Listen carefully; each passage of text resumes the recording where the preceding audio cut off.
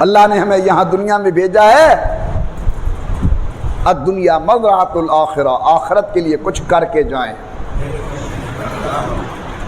حضرت ابوبکر صدیق رضی اللہ تعالی عنہ کی ایک نصیحت یاد آ رہی ہے کہ حضرت نے فرمایا کہ 5 اندھیرے ہیں، ان 5 اندھیروں کے لیے 5 چراغ ہیں۔ کیا فرمایا؟ 5 اندھیرے ہیں اور 5 اندھیروں کے لیے 5 چراغ ہیں۔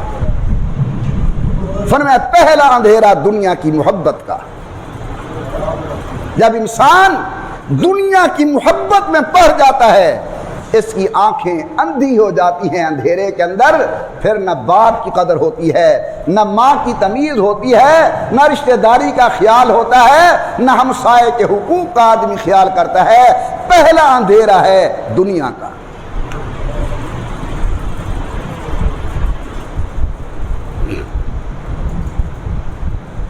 اس دنیا کے اندھیرے سے نکلنے کا چراغ ہے اپنے دل کے اندر اللہ کا خوف پیدا کرنا۔ اگر ایک آدمی دنیا میں آیا لیکن دل کے اندر اللہ کا نور تقوی والا موجود ہے عطا فرمودہ، تو یہ اس دنیا کے اندھیرے میں رہنے کے باوجود اس نور تقوی کی وجہ سے، چراغ تقوی کی وجہ سے خالق کے حقوق کا بھی خیال کرے گا، مخلوق کے حقوق کا بھی خیال کرے گا۔ حضرت ابوبکر فرماتے ہیں دوسرا اندھیرا ہے گناہوں کا۔ جب انسان گناہ کرتا ہے نا، آقا فرماتے ہیں صلی اللہ علیہ وسلم اس کے دل پہ ایک نقطہ لگ جاتا ہے سیاہ۔ اگر توبہ کر لی ٹھیک، نہیں اور گناہ کرتا ہے دوسرا نقطہ لگ گیا، پھر گناہ کرتا ہے اور نقطہ لگ گیا، یہاں تک کہ گناہ کرتے کرتے سارا دل کالا ہو جاتا ہے، پھر گناہ نہیں نظرتا۔ آپ دل میں سوچ رہے ہوں گے محمد عمر یہ کیسے ہو سکتا ہے کہ گناہ نہ نظرے؟ میں عرض کرتا ہوں بھی گالی دینا نیکی کا کام ہے یا برا کام ہے؟ بولو، ثواب کا کام ہے یا گناہ کا کام ہے؟ لیکن ہم کتنی مرتبہ گھر میں بیٹھے ہیں، ماں بھی سامنے بیٹھی ہے، بیٹی بھی سامنے بیٹھی ہے، اور میں اپنے بیٹے کو ماں کی گالی دے رہا ہوں، اپنے نواسے کو ماں کی گالی دے رہا ہوں، تو فرمائیے ہمارے دل اتنے کالے ہو چکے ہیں نا کہ یہ گناہ کرتے ہوئے ہمیں تمیز ہی نہیں ہو رہی کہ میں کیا کہہ رہا ہوں اور کہاں کہہ رہا ہوں۔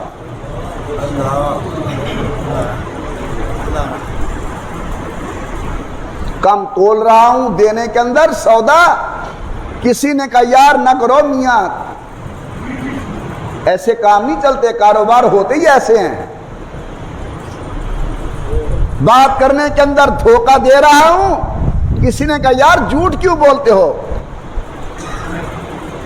ہاں سچ بولے تو پھر میں نے کاروبار کر لیا، یہ تو ہوتا ہی ایسے نہیں۔ میرے محترم دوستو، دنیا کا اندھیرا، اس کے لیے نور چراغ تقوی، گناہوں کا اندھیرا، اس کے لیے حضرت فرماتے ہیں چراغ ہے توبہ۔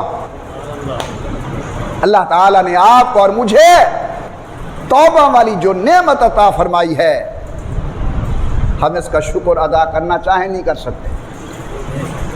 ایسی قومیں گزری ہیں، اگر غلطی ہو گئی توبہ کا طریقہ ہے قتل کرو، جان سے مارو، توبہ قبول ہوگی۔ اللہ نے کملی والے کے صدقے آپ کو اور مجھے کیا مقام دیا؟ 70 سال گزرے گناہ کے اندر، اب دل کے اندر تبدیلی آئی تو 1 تولے کی زبان کو حرکت دو اور کہو استغفر اللہ تعالی ربی من کل ذنب واتوب الیہ، اللہ میں اپنے پہلے تمام گناہوں سے توبہ کرتا ہوں۔ یہ اخلاص نیت کے ساتھ جملہ کہنا آپ کا کام ہے، 70 سال کے گناہوں پر رحمت والی قلم پھیر دینا اللہ کا کام ہے۔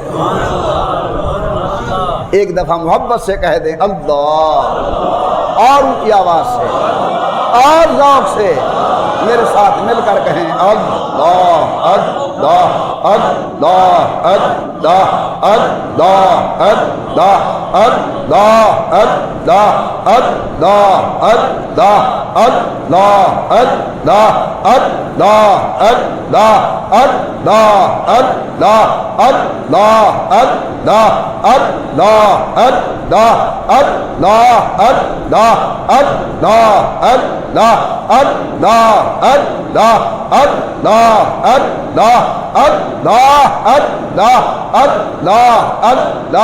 اللہ اپنے نام کی محبت نصیب فرمائے تو دنیا کا اندھیرا چراغ تقویٰ، گناہوں کا اندھیرا چراغ توبہ،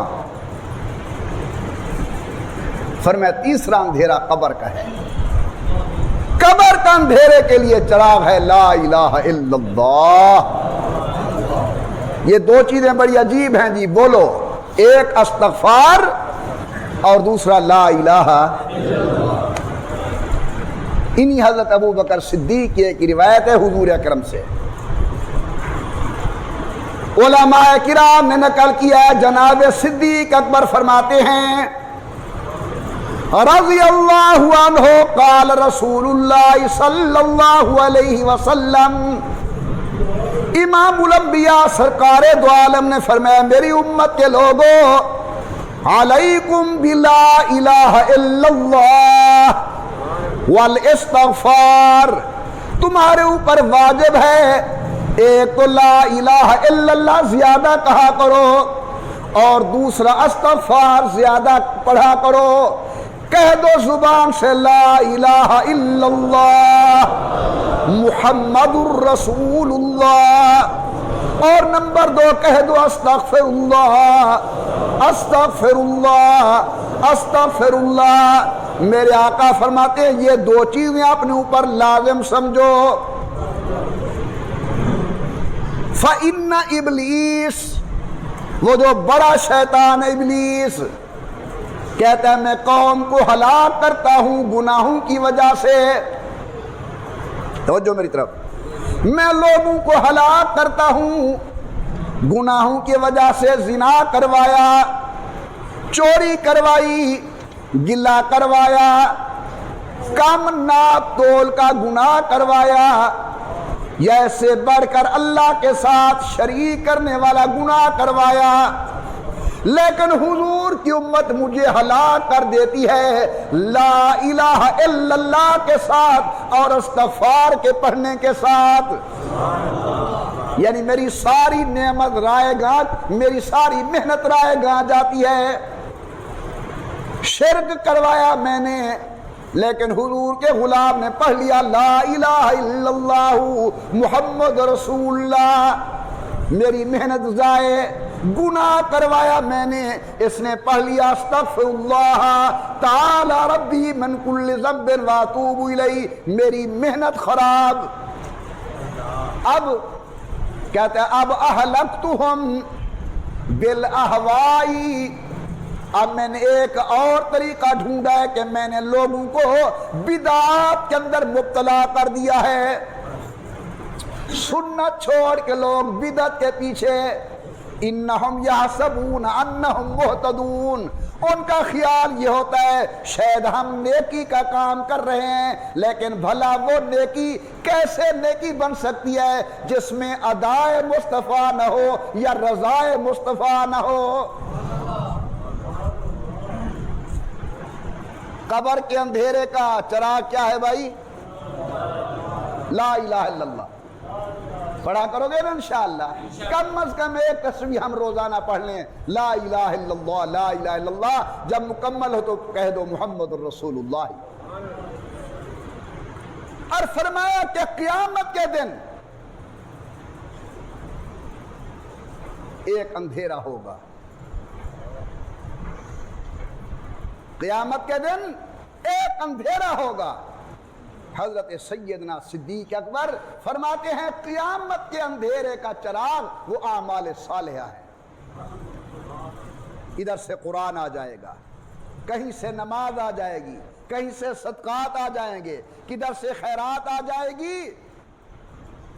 قیامت کے اندھیرے کا چراغ وہ اعمال صالح ہیں۔